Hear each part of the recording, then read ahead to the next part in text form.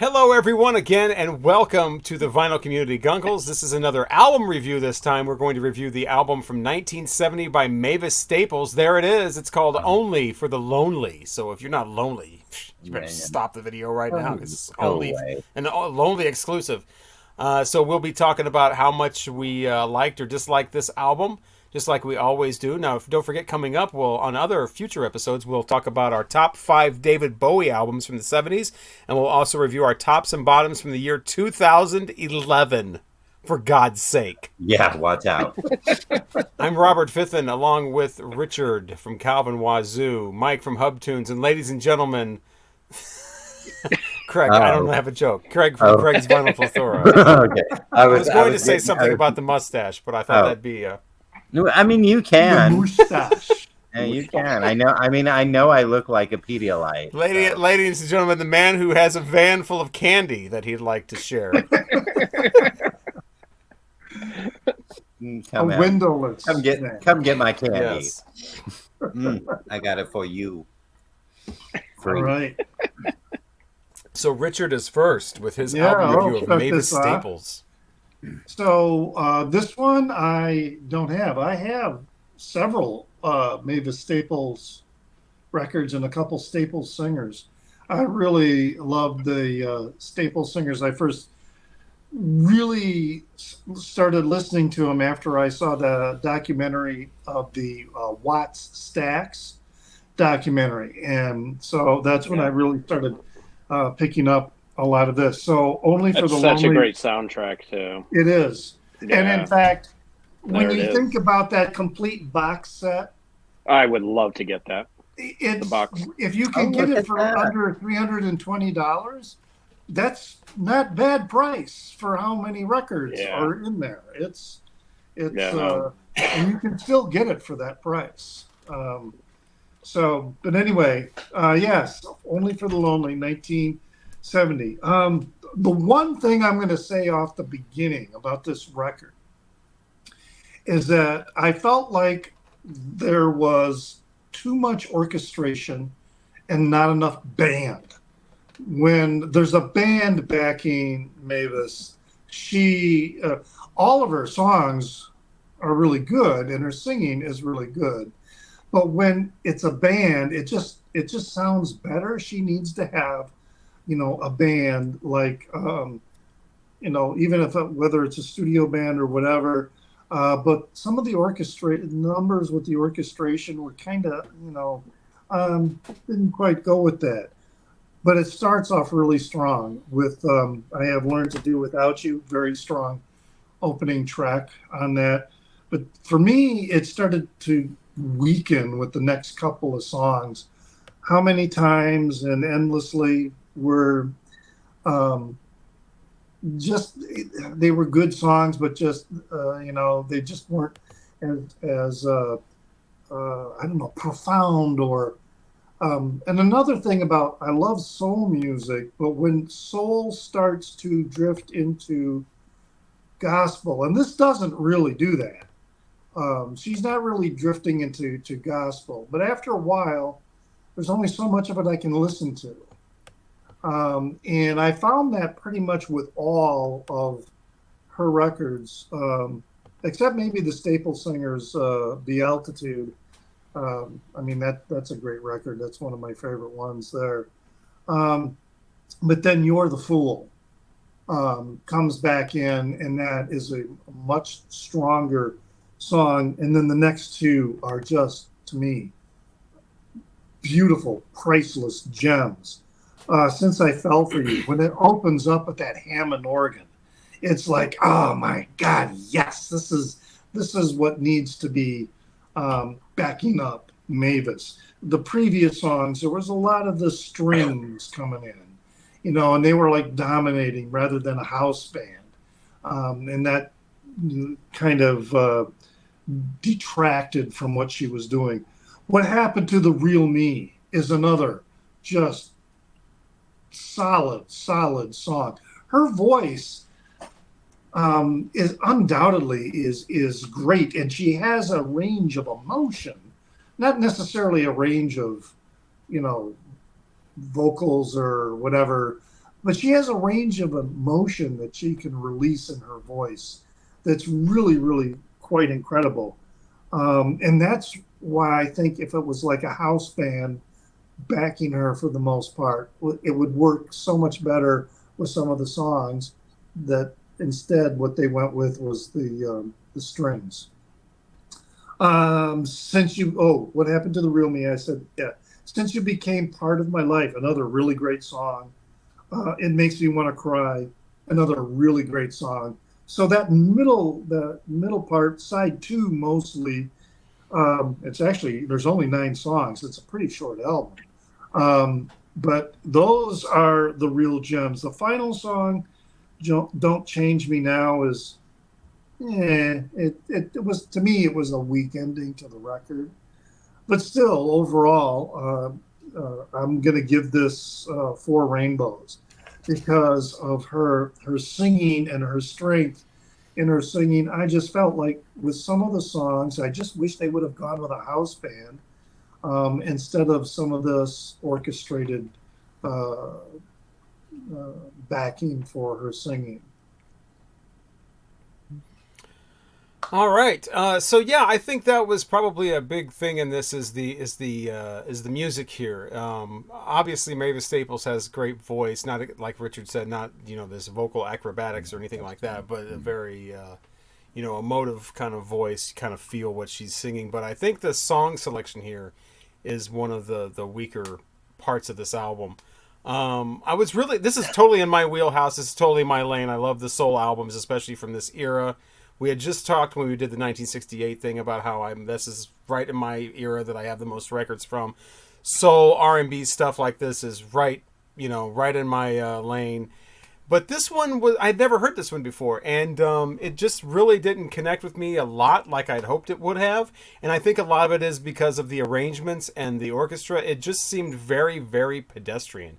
Seemed very phoned in. It seemed like sometimes they weren't even really doing anything. And the song selection, every song's about some man. It's some man. Every song, either he's a no good, jerk or whatever. You're the fool. And then the very next song, oh my God, I love you. Our love is stronger than an oak tree. And then of course it's deeper than the deepest ocean and higher than the mountain. And all that. And it's just like, it just ping pongs back and forth. There's no songs about life or working hard at the job and being tired, or social commentary songs, or songs about family, or songs about anything. But it is only for the lonely. But she's not lonely. Some of the songs she's all about, oh my God, my man's so awesome. So, but it just ping pongs back and forth like that. But there's no real standout tracks for me, and I just was listening to the whole thing, kind of like waiting for something, and it just seemed very kind of phoned in and just kind of, we're checking a lot of boxes, but nothing's really kind of standing out. Her version of Since I Fell for You just really lacked for me. I thought Charlie Rich did a more soulful version of that, which that's really saying something when you're Mavis Staples and you're being bested by Charlie Rich. And then after right at the last minute of the last track, it hit me. Wait a minute. This is on Stax. This is Stax 1970. Oh, okay. I get it now. And then I listened to it again after getting it. And what I got was, here's a little history lesson of Stax Records, very briefly. I'm cutting a lot of stuff out here, obviously. But to make a long story as short as I can, 1968, Warner Brothers buys Atlantic Records. Atlantic Records had a handshake deal, basically a gentleman's agreement with Stax. We'll do all this stuff with you and we'll work with you or whatever. Warner Brothers, a big corporation, comes in and buys Atlantic and says, we don't do handshake deals and gentlemen's agreements. And overnight, Stax loses their entire library. And they have nothing. They don't own anything now. Everything has been given to Warner Brothers as far as distribution, rights, money, everything. And Stax is empty, void of anything except for basic outtakes and stuff like that. So what happened was, the owner of Stax and then the manager, Al Bell, put out this mandate. Look, you guys are going to have to put out 20 albums a minute. and they put to work people like Isaac Hayes and David Porter, the songwriters, the producers, the artists, Booker T, the MGs, Bar-Kays, the bands that are playing on all the albums. They were working overtime, run really thin, and just had to put out album after album after album after album after album after album, and just line up, basically restock the Stax, company with product within 2 years. And I think the second time I listened to it, after realizing that it's actually not that bad of an album considering the conditions they were under. But I think that's why it sounds like that. And like Richard said, it's only got 9 songs and they're 2.5-minute songs. This album's like 25 minutes long, and that's another reason, is because they had to do all this stuff and put out another album, come in, do the songs, okay, out next, okay. And it got so taxing that a lot of people left. That's when they did that Watch Stax thing a little bit later on to try to generate some more publicity and just do whatever they can to get Stax back on track. They really never did it, unfortunately. And then, of course, Stax had to keep changing companies and they basically went bankrupt. But when you listen to it and understand the stress and the strain they were under and how they were able to put out 100 albums in a few months, then it's like a little more impressive. Right. Being under those conditions. But that's why I think it sounds like this, because she's great. She's got the voice that makes you feel like what she's feeling, but it's everything else. It's the production, it's the arrangements especially. I mean, you've got parts like Since I Fell For You where it's just got one long... here's the violin, one note for 25 seconds. It's just completely uninspired.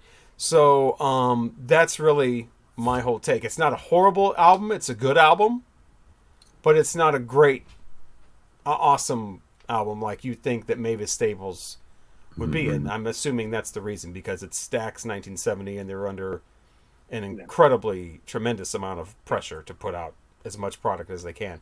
So having all that in mind, I will. It's a good album. I will give it 3 rainbows. But if you're going to seek out early 70s soul and grit, I wouldn't start with this one. I would make this the 40th album to listen to. Oh, my goodness.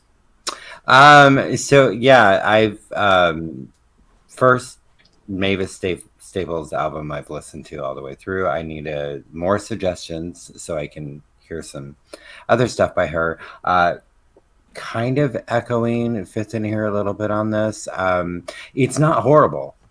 It's not a horrible album, but there was like moments, and now with the story that you tell, it kind of makes sense.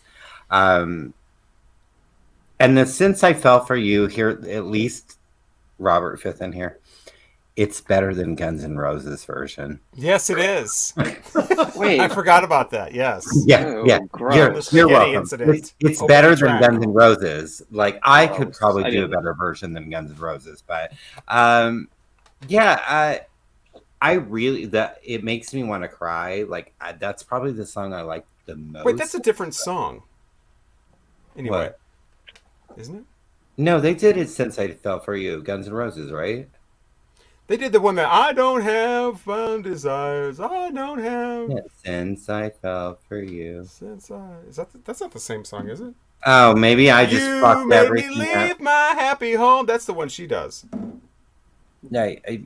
I swore Guns N' Roses did that song. Now I've probably ruined that whole thing in everybody's life, and now we're all going to have to go to therapy because Craig doesn't know what the fuck he's talking about. Or maybe I do, and we don't have to go to therapy. Since I Don't Have You is what Guns N' Roses did. What? Since I Don't Have You is what Guns N' Roses did. They didn't do Since I Fell For You. No, it's I don't have fond desires, and I don't have this without since I don't have you. That's the one they did. God, I thought that this was... I'm just going to drink some more wine. Hers is, you made me leave my happy home. That's Since I Fell For You. Somebody else did that song then, too. Oh, I think New Edition. Charlie Rich. And then the original was like the Platters or somebody. I don't know, but I think New Edition said it. Oh, for God's sakes. They're Under the Blue Moon. Oh, Craig. And I have Under the Blue Moon on record. On record. Shut. Oh, my God. Maybe I should drink more of this. So, anyways, now that everything is ruined because Guns N' Roses did not sing Since I Fell for You, but had they sang that song, this So now version you, would be better. Yeah, that version would be better than the Guns N' Yeah. Roses one. Yeah, yeah, Mavis. Very so sad and pathetic for Miss Mavis Staples of everything that's going on. She's having a really bad time. She is loving people. People aren't loving her. She having some sad, sad situations. And she gonna cry and she is so lonely. And yeah, the last song, like Richard said, meh. But I want to hear more of her, but maybe not in this particular style. It felt very like I was expecting to be kind of like, Soul Sister, kind of like blown away a little bit, and it was very at moments adult contemporary. Maybe Barbara Streisand might have done this album instead of Mavis Staple. I don't know, but I don't hate it. Shots fired. I don't hate it. I mean, that's not like I just clearly I you don't know. do after that comment. No. No, I love me some Babs, but this seems like something more like this would be in her realm. I get it. Yeah, no, and not Mavis Staples' realm. Like she's a soul diva. So I wasn't feeling soul diva in this. But that crying, because I love a song that, it's I'm gonna be crying, and I'm all about sad and pathetic. Y'all have met me. But yeah, and I'm with Fithin on the same, like, it's not terrible, it's not the greatest, it's not like, it's very adult contemporary, and Three Rainbows. Craig will shut the fuck up now. And drink more wine. Okay, so I own every Mavis Staples record she's made. I think I might be missing one from early 2000s. This one I just picked up. It's the cover again. I love this cover too. It is so sad, that cover. Yeah, it really is. I Upset. had never owned this. It was the last one in the collection. It's kind of tough to find. It's not an easy record to find. I did pick it up for like $3. It was really cheap. The reason I picked this out of all of her records is because I thought her vocals absolutely shine on this. I think this is probably one of her best vocal performances of most of her records. This is her second solo record. Her first one is absolutely fantastic. This is... I agree with every single one of you, especially Richard, saying that she needs a backing band. She needs, to somebody to be in the room. This is recorded at Muscle Shoals. It doesn't sound like it was recorded at Muscle Shoals. It doesn't have that oomph, that punch. The orchestration gets schmaltzy at times. It's got some beautiful songs, and she tells a story, and that's what I love about this record. I like the song Endlessly. I think You're the Fool is great.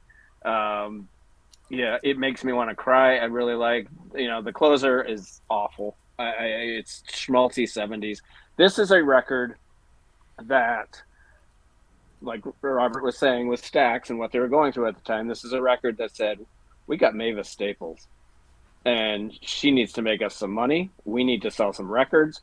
Let's get her into the studio and put an orchestration behind her and try and sell a 70s schmaltzy out there record.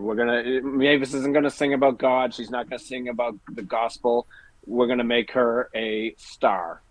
And I honestly, I think it failed. I don't think it's that great. She would not make another album for about 15 years after this. She made very few albums, actually. Very few solo albums in her early career. Since like 1990, she's been cranking out records. There's a lot I like about this record. There's a lot I don't like. I agree with every single one of you. It's not great, and I'm giving it 3.5 rainbows.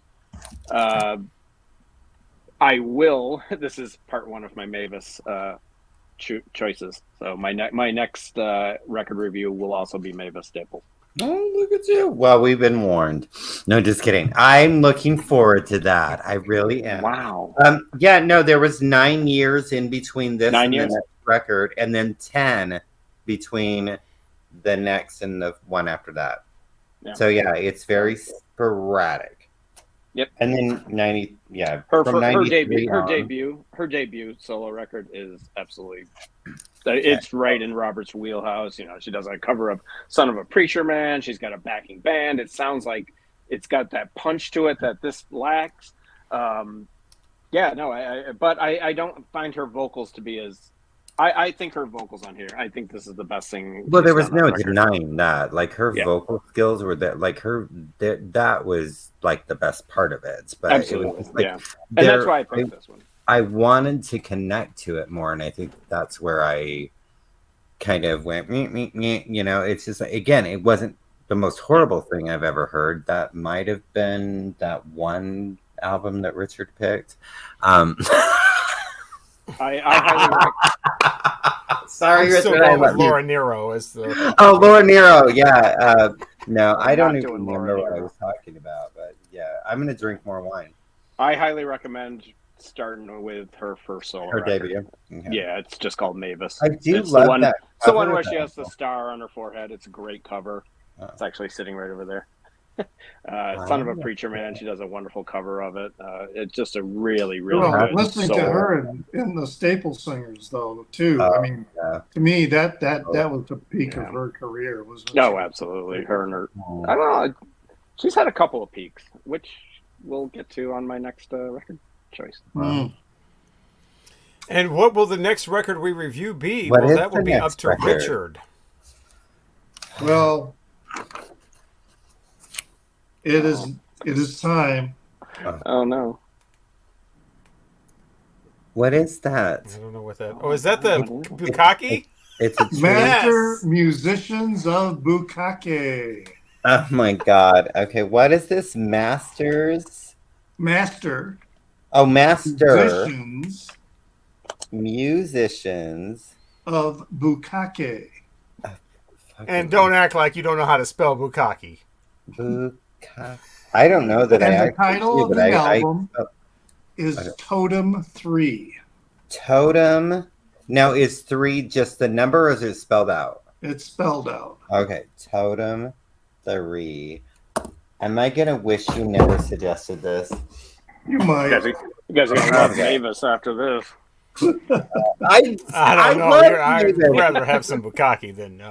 Well, I mean, bukkake. That you know. Okay. I tell me love the about artwork. I love the Yeah. artwork. But Yeah. as That a is band, lovely. Oh, what is going on? Are those some? Oh, there's some. But people- once again, he Oh. picked an album that if you want it, you're going to have to pay big time. I mean, that's not a Yeah. cheap. And I think it's only available on. There's no American release of that, right? this pressing is I'm going to guess Japanese because I think that's the only pressings there no, are. it's not a Japanese pressing. Totem 1 is going to be a tough one to find. I have Totem 1 and Totem 2. Wow. 7 songs, 41 minutes. Yeah, it's an experiment. Well, I won't give it away. I've driving heard record. one of them. All right, add to the playlist. I'm just writing the name of the album because There we have it. Yes, I Master am not going to Musicians. spell out no musician. Bukkake. Oh, I was now, close now in my Bukkake's spelling. going to be in your search. Oh wait, I actually just searched the album title. Actually, I searched the album. Totem 3 and it pops up. Well, YouTube even because we do these album reviews now. We used to do them as part of, the year Our thing or year something, in and we would review. just have it as an extra thing at the end. Now we're going to have to actually title a separate video with Bukkake. Well, Will YouTube Sounds even like allow Bukkake. that? Bukkake. That's going to have to be censored in the title. Well, or here, we're let gonna me. shut No, down. it's not You're censored right because here. Let me go to YouTube. that's how What I do they- first heard it. Is I looked it up on YouTube and listened to it on YouTube. Okay. Yeah. Well, I'm And just then talking I about our heard it. little channel here is probably going to get some scrutiny from the YouTube. So join us for that, and Yeah.